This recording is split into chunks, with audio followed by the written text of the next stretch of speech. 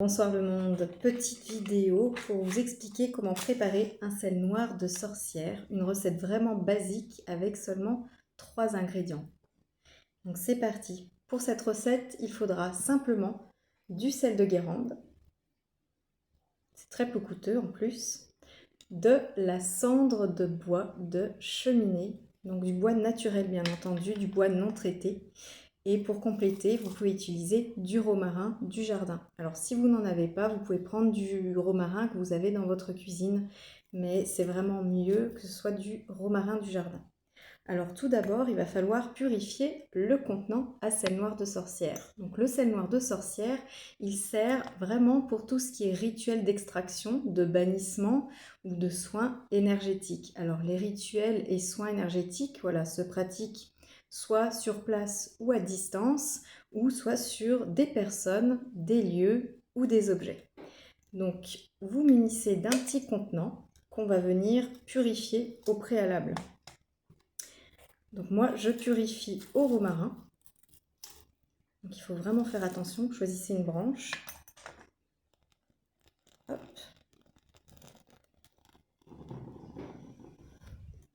Donc attention, c'est très odorant. Donc voilà, on va vraiment purifier le bocal. Donc pour éviter de mettre le feu à la nappe, on se met sur un plateau en métal plutôt. Donc voilà, on vient bien purifier et on peut apporter une intention. L'intention, voilà, de faire en sorte que ce sel soit destiné au bannissement, à l'extraction et la purification. Alors on n'oublie pas le bouchon.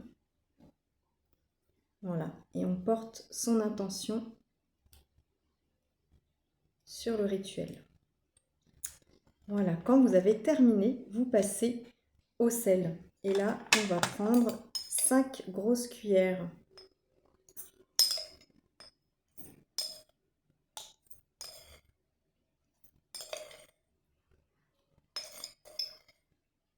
Voilà, quand vous avez votre sel, on va passer à la cendre. Et là, on va mettre 7 cuillères.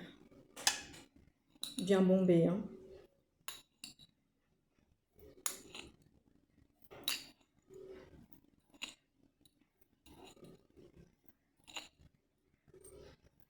Voilà, la cendre. Ensuite, vous allez prendre votre romarin que vous allez mettre dans un mortier.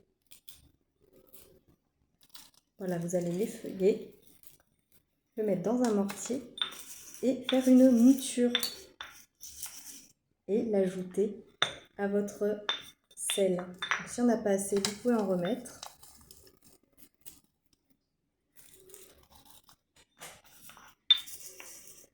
Et on vient bien faire sa mouture. Alors on n'est pas obligé de faire une mouture, hein. Vous pouvez le mettre entier, le romarin.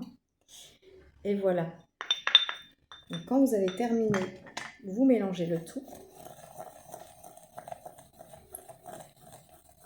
Alors là, c'est une recette vraiment basique, mais vous pouvez la compléter avec d'autres plantes, des résines, de la cendre d'encens qui vous a servi pour des rituels.